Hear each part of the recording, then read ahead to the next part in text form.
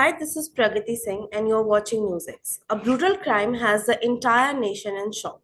Yes, I am talking about none other than the infamous Shraddha murder case. There are a lot many aspects to this case, but today let us understand this from a deeper perspective.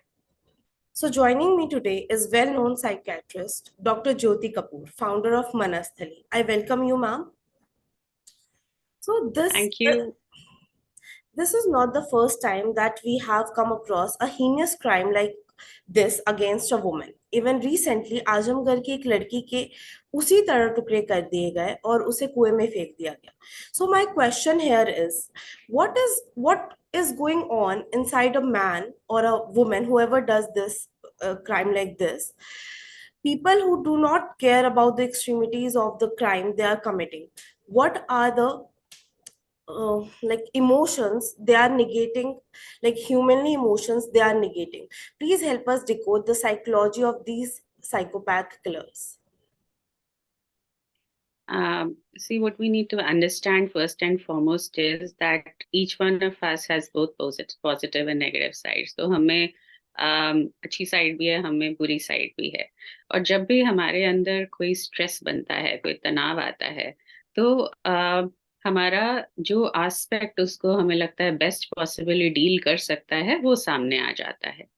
Lately अगर हम देखें जो society में बदलाव आ रहा है उसमें जो हमारी स्ट्रेस टॉलरेंस है वो पुअर होती चली जा रही है. खासकर यंगर जनरेशन में देखें या हम violent crimes across the world देखें जहाँ पे young people are actually coming up with guns and killing children in school और स्टफ लाइक दैट.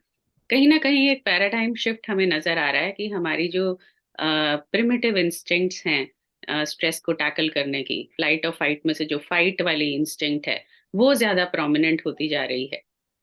तो जिस तरह के क्राइम्स की हम अभी बात कर रहे हैं, अगर हम रीसेंट केस की बात करें, सो somebody who has been struggling with emotional issues or has difficulty in stress coping is more likely to get into something like drugs and alcohol. We know that use of drugs and alcohol, it reduces our inhibitions.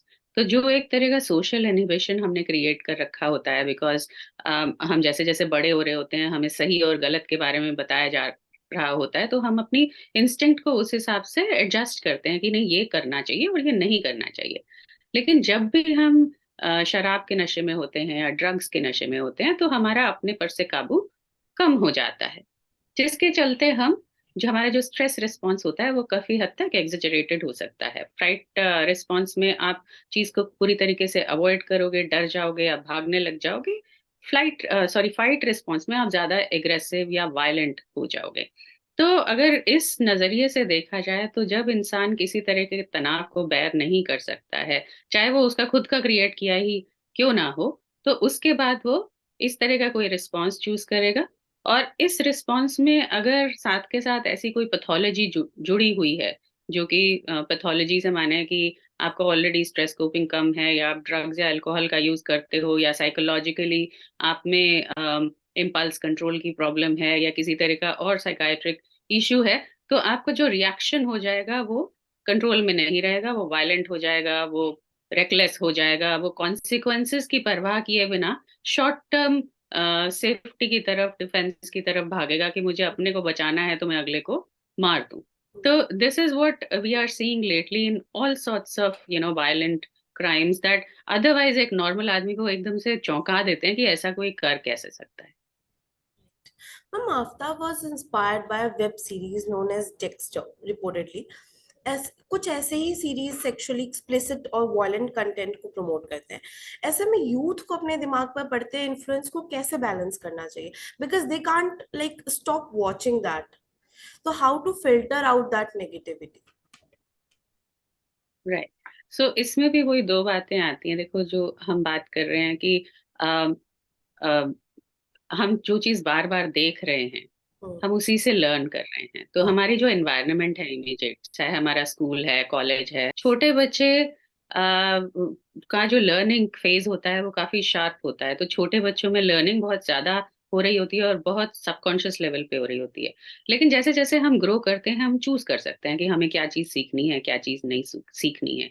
तो अगर हम ऐसा सोचते हैं कि हमें understand करना है कि हमें ये करना है ये नहीं करना है, तो एक ये कॉन्शियस डिसीजन हो जाएगा। और इस कॉन्शियस डिसीजन के लिए हमें प्राइम करना पड़ता है, हमें प्रिपेयर करना पड़ता है अपने आप को, हमें सेंसिटाइज करना पड़ता है। तो यदि हम यूथ की बात करें कि आजकल हम ऐसी चीजें देख रहे हैं, तो first and foremost we have to acknowledge कि हाँ, इन चीजों का हमारे पे इम्पैक्ट पड़ेगा। ऐसा नहीं है कि जो चीज हम बार बार देख रहे हैं वो कहीं ना कहीं सबकॉन्शियस लेवल पे हमें अफेक्ट नहीं करेगी। तो पहले तो ये एक्सेप्टेंस चाहिए।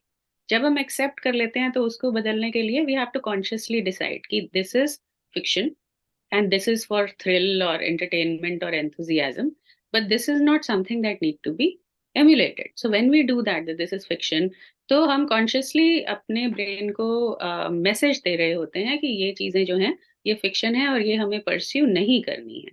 और जब इस तरीके का रिएक्शन आता है, देखिए पर्टिकुलरली अगर हम इस केस की बात करें तो मैं देखूंगी ये एक सेल्फ डिफेंस था कि अच्छा आप सोचते हो कि क्या करो।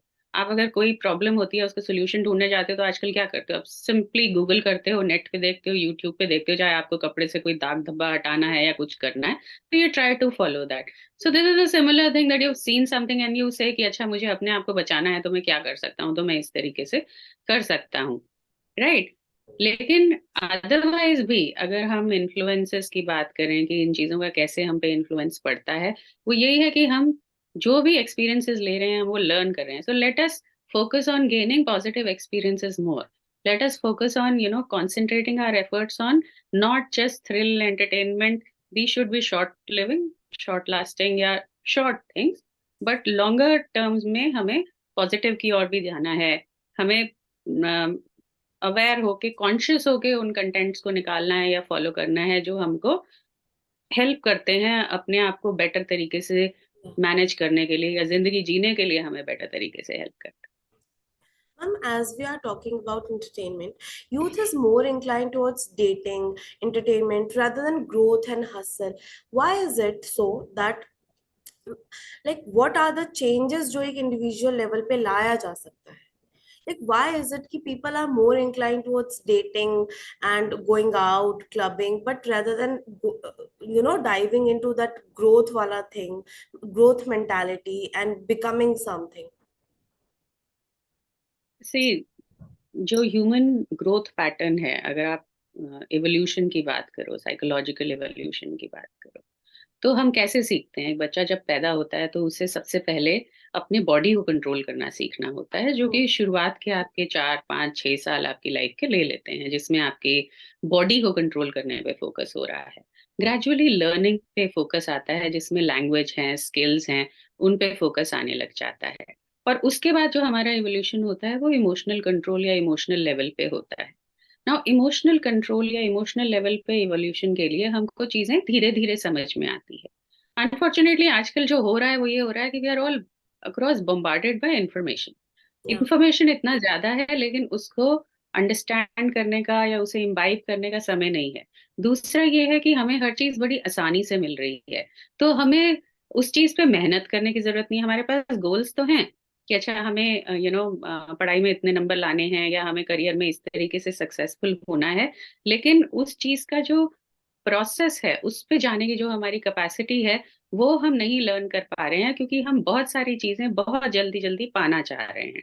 अब फॉर एग्जाम्पल, आज से अगर 20 साल पहले की बात की जाए तो अगर आपको कुछ बाहर से मंगा के खाना होता था तो एक प्रोसेस होती थी, उसमें मेहनत लगती थी, तो आप उस चीज को अप्रिशिएट भी करते थे। और वो सारा टाइम नहीं आपके पास अवेलेबल होती थी, कभी कभी होती थी, तो एक रिवॉर्ड की फीलिंग भी आती थी। और जब ये चीजें इजीली नहीं मिल रही हैं आपको, तो अपने आप को एंगेज करने के लिए, एंटरटेन करने के लिए, खुशी पाने के लिए हम दूसरी चीजों में भी व्यस्त होते थे। तो आज अगर मेरा मन नहीं लग रहा है तो आज की डेट में मैं क्या करूंगा, मैं इमिडिएटली टीवी ऑन करूंगा या मैं इमिडिएटली गेम पे चले जाऊंगा। मुझे जो चाहिए मुझे वो एकदम से मिल जाएगी। तो Hmm. जो चीज मुझे एकदम से मिलती है वो एकदम से मेरा प्लेजर या मेरी खुशी बढ़ाती है या मेरे को डिस्ट्रैक्ट कर देती है। तो जो चीजों में मुझे क्रिएटिवली एंगेज होने की का मौका पहले मिलता था, आज से 20 साल 10 साल पहले वो मौका ही नहीं। वो हम्म। मौका ही नहीं है कि हाँ मैं कुछ लर्न करूं, कि मेरे पास फ्रेंड्स नहीं भी हैं तो भी मैं खेलूं, मैं कोई किताब पढूं, या मैं कुछ सोचूं, या मैं क्रिएट करूं. So because of that our expectations are high, but the involvement in that process has come down. तो जब ऐसा हो रहा होता है तो हम ऑब्वियस सी बात है कि हम हमारा जो एक्चुअल इमोशनल डेवलपमेंट होना चाहिए, साइकोलॉजिकल मैच्योरिटी जो आती है, वो आ नहीं रही. हमें बहुत जल्दी सब कुछ चाहिए, लेकिन विदाउट एनी एफर्ट. सो ये एक ऑब्स्टेकल बन गया है हमारी ग्रोथ का. और इस ऑब्स्टेकल को अगर हमें दूर करना है तो हमें एक्चुअल में ये जो इतना सारा इजीली अवेलेबल प्रिविलेजेस हैं, उनको छोड़ना पड़ेगा. अगर आप बोलो कि एक यूथ को अगर अपने को इवॉल्व करना है तो उसे क्या चाहिए, आपको मुझे हर मिनट टू मिनट मजे लेने की जो हम जो चख लेते हैं, स्वाद चख लेते हैं, उसको छोड़ना पड़ेगा. और वो छोड़ने के लिए एक सर्टेन लेवल ऑफ मेच्योरिटी चाहिए, जो कि धीरे धीरे डेवलप होती है, जो डेवलप ही नहीं हो पा रही है बिकॉज सब चीज इमिडिएटली मिल रही है. तो this is my understanding. And when I tell children कि आप मोबाइल मत देखिए या आप टीवी पे इतना मत रहिए, हम क्या जब पेरेंट्स भी बोलते हैं तो बच्चे उसको नहीं कर पाते क्योंकि वो बहुत बड़ा टेम्पटेशन है और हम्म। उन बच्चों में वो कैपेसिटी नहीं है. तो I think as an adult we have to make that choice for them and make sure they are not exposed to so much of it, and gradually build their excitement or their capacity to enjoy, create life by means other than immediately available gadgets, games, and stuff that are there with us. How exactly family, specially parents, इन सब में क्या role play करते हैं? Like upbringing कैसा affect करती है इस माइंडसेट को? Like how should today's parenting change? Right. So again, in continuation with what I was telling before, कि for a child in temptations को कंट्रोल करना बहुत ही मुश्किल है. बच्चे को अगर कोई चीज अच्छी चल लगती है तो उसे उसी टाइम चाहिए. यही डिफरेंस होता है 4 साल के बच्चे में और एक एडल्ट में, कि 4 साल के बच्चे को अभी चाहिए जो चाहिए, और नहीं मिलता तो बहुत अपसेट हो रहा होता है. लेकिन अगर हम वो उसको दे देते हैं, या वो टैंट्रम कर रहा है, वो इसे इमीडिएटली मिल जाता है, तो वो जो नेसेसरी लेसन है कि मुझे वेट करना है, जिसे हम डिले इन ग्रेटिफिकेशन कहते हैं, कि ग्रेटिफाई होने में वेट करना है, वो मुझे लर्न करना है अपनी टेम्पटेशन और अपनी जरूरत को कंट्रोल करने का, वो लर्निंग नहीं हो पाती है. So as a family it's very important to for us that even though we are capable to provide with our child everything, वो जो डिले इन ग्रेटिफिकेशन चाहिए, वो एक लर्निंग का इम्पोर्टेंट हिस्सा है, वो हमें करना चाहिए. अनफॉर्चुनेटली जो हमारी जनरेशन है, हमारे से थोड़ी पीछे वाली जनरेशन है, जिसने एकदम से इतना बदलाव देखा है, उनके लिए अपने बच्चे को सब कुछ देना एक तरीके से एक ईगो पॉइंट, या एक बेहतर होने का या मोर सिविलाइज्ड होने का एक इंडिकेशन बन गया है, जो कि अ, हमें लगता है कि हम अच्छा कर रहे हैं ऐसा करके, कि क्यों हमारा बच्चा सफर करे, अगर उसे चाहिए और हम दे सकते हैं तो क्यों ना दे.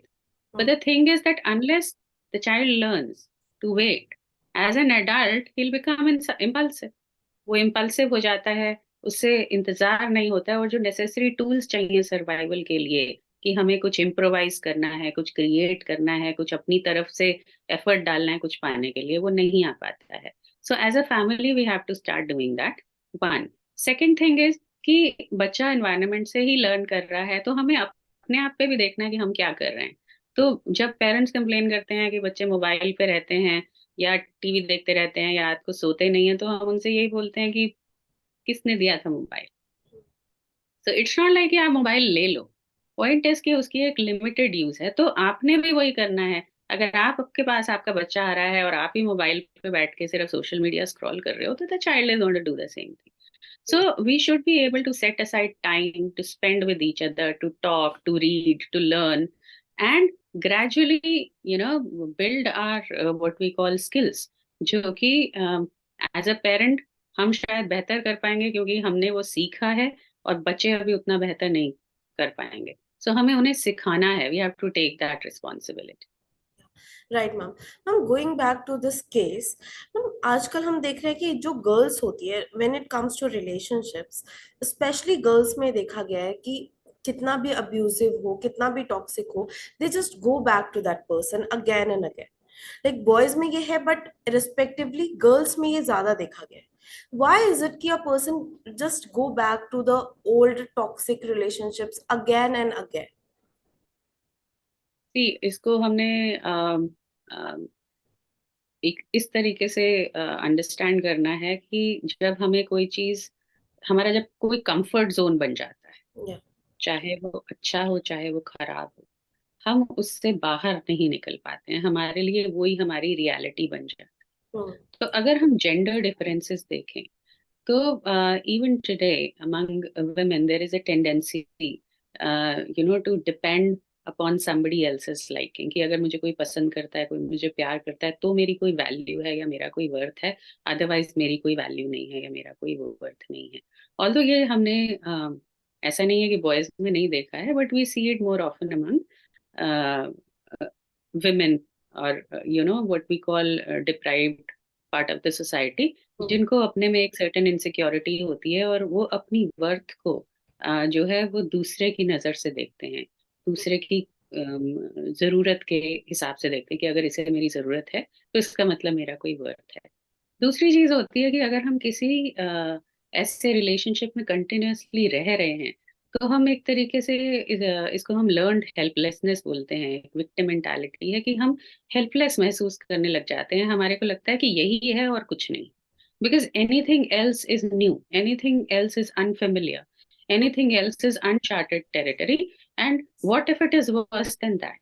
तो ये दो फैक्टर्स होते हैं, एक जिसकी वजह से यूजुअली ये देखा गया है कि जो गर्ल्स हैं वो टॉक्सिक रिलेशनशिप से बाहर नहीं निकल पाती हैं और रिपीटेडली उसी पैटर्न को रिपीट करती जाती है, not just in one relationship, sometimes in multiple relationships. तो ये जो पैटर्न्स डेवलप होते हैं, ये कुछ पर्सनालिटी के ट्रेट्स की वजह से भी डेवलप होते हैं, कुछ पर्सनालिटी की वल्नरेबिलिटीज होती हैं, जिसमें लो स्ट्रेस कोपिंग है, एंजाइटी है, इनसिक्योरिटी है, लो सेंस ऑफ सेल्फ एस्टीम है, लो सेंस ऑफ सेल्फ वर्थ है, जिसके चलते इस तरह के पैटर्न को हम रिपीटेडली देखते हैं कि you get attracted towards people who seem to you know acknowledge you or care for you, also appear to support you or take care of you। तो आप ऐसे लोगों की तरफ जाते हैं जिनका जनरली एक डोमिनेटिंग या अथॉरिटेटिव मैनर होता है, जो आपको लगता है कि जो आप में नहीं है वो आपको मिल रहा है, एक स्ट्रेंथ मिल रही है। पर जब वो आप ही के अगेंस्ट हो जाता है, तो आपको हेल्पलेसनेस महसूस होने लगती है और आप उससे बाहर नहीं जा पाते। तो ये बहुत जरूरी है इस तरह के पैटर्न को आइडेंटिफाई करना, और ये सिर्फ रोमांटिक रिलेशनशिप्स में ही नहीं, ये ऑल काइंड्स ऑफ रिलेशनशिप्स में देखा हम्म। जाता है, फ्रेंडशिप्स में देखा जाता है कि आप कोई एक या दो टॉक्सिक फ्रेंड्स हैं जो आपको बार बार पुल डाउन कर रहे हैं, पर आप उनसे दूर नहीं आ पा रहे हो, आप उन्हें मिस करते हो और बार बार उनकी तरफ जाते हो। पेरेंट्स के साथ इस तरह का रिलेशनशिप हो सकता है, सिबलिंग के साथ इस तरह का रिलेशनशिप होता है, एम्प्लॉय एम्प्लॉयर के बीच में इस तरह का रिलेशनशिप हो सकता है। So if you identify that pattern, then it's best that you seek help, because आप खुद से नहीं कर पा रहे हो तो at least find somebody who can help you get out of it and stop justifying it, because कि अगर मैं ये मतलब बाहर निकल गई तो ये हो जाएगा, वो मुझे नुकसान पहुंचा देगा, वो मुझे धमकी देता है, या फिर मुझे कोई नहीं मिलेगा, या सोसाइटी क्या सोचेगी कि मैं एक रिलेशनशिप मेंटेन नहीं कर पाई, इसका मतलब प्रॉब्लम मेरी है। You start thinking you are guilty. So ये वाली जो ओवर जस्टिफिकेशन या सेल्फ जस्टिफिकेशन है, इससे बाहर निकल के we have to take help, talk to somebody who can help you get out. Yeah. Thank you for thank you for this conversation, ma'am. And one last word to the audience, whatever you want to say. See, because we are discussing about the changing human behavior, especially among youth, जिसकी वजह से आजकल हम इस तरह के crimes को देख रहे हैं, so I would generally say first and foremost for become more self aware। आपको क्या चाहिए एक रिलेशनशिप में, ये बहुत इंपॉर्टेंट है अंडरस्टैंड करना। जस्ट बिकॉज आपसे क्या एक्सपेक्टेड है, या आप एक तरह के आइडियल वर्ड को फॉलो कर रहे हो, या आप जो फेसबुक और सोशल मीडिया का जो एक वर्ड क्रिएट हुआ है, ऐसा वर्ड क्रिएट करना चाहते हो, because it has to look good on your social media, you want to kind of continuously pursue it, इस जो एक तरीके का हमारा एक इल्यूजनरी वर्ड हो गया है, वर्चुअल वर्ड हो गया, उससे बाहर निकलने की जरूरत है और ये अंडरस्टैंड करने की जरूरत है कि मुझे चाहिए क्या। Hmm. And then once you decide कि मुझे ये चाहिए, अगर मुझे पीस चाहिए, कंफर्ट चाहिए, सक्सेस चाहिए, हैप्पीनेस चाहिए, केयरिंग लविंग पार्टनर चाहिए, अंडरस्टैंडिंग चाहिए, तो ये आपको कहाँ से मिलेगी, कैसे मिलेगी? आंखें बंद करके नहीं मिलेगी, हम्म। ब्लाइंडली किसी चीज को फॉलो करके नहीं मिलेगी। तो उसके लिए क्या प्रोसेस होनी चाहिए, उसको अंडरस्टैंड करने की जरूरत है। इस अंडरस्टैंडिंग के लिए आपके पास आपके एजुकेटर्स हैं, आपके साइकोथेरेपिस्ट्स हैं, आपके पास काउंसलर्स हैं, जिनसे आप जाके इस बारे में खुल के ओपनली बात कर सकते हैं। So becoming self aware is the first step. And second and more important thing is that let's stop running after pleasure. Yeah. Short term pleasure पे के लिए भागना छोड़ दें, because it does not stay. After a while it just has no meaning. Hmm. If you are getting something on a regular basis, it just loses its meaning. Yeah. So इसीलिए हम जो चीज हमें अच्छी लग रही है शॉर्ट टर्म में, वो लॉन्ग टर्म में हमको बेनिफिट नहीं देगी। इस चीज को अंडरस्टैंड करके अपने पे हमें सेल्फ कंट्रोल डेवलप करने की जरूरत है। Self control is not deprivation. It doesn't mean that you deprive yourself. It's not an all or none thing. It's about being able to control a certain urge or a temptation for a short duration. Because if we give ourselves time and patience, eventually everything settles. हम्म। तो वो हमें learn करना है शायद, जो हम कहीं ना कहीं लूज कर रहे हैं। तो थोड़ा सा स्लो हो जाएं अपने पेस में, जिंदगी के हर मोमेंट को देखें, समझें, ऑब्जर्व करें और एंजॉय करने की कोशिश करें, और भागना दौड़ना सोचते हैं। So I think if the youth of today, and I think most youth are actually able to understand that at some point of time they come to us and they talk to us. So इस चीज पे अगर focus करें तो we will definitely evolve into a much better generation hmm. than we are being nowadays. Thanks. Thank you for the meaningful insight, ma'am. I hope this decodes the mentality behind a heinous crime like this one, and not only help us keep ourselves safe and aware, but also identify individuals that may need our help. What are your views? Kindly tell us in the comment section below and follow us for more on this topic. Thank you. For more such videos, subscribe to the NewsX YouTube channel, hit the bell icon.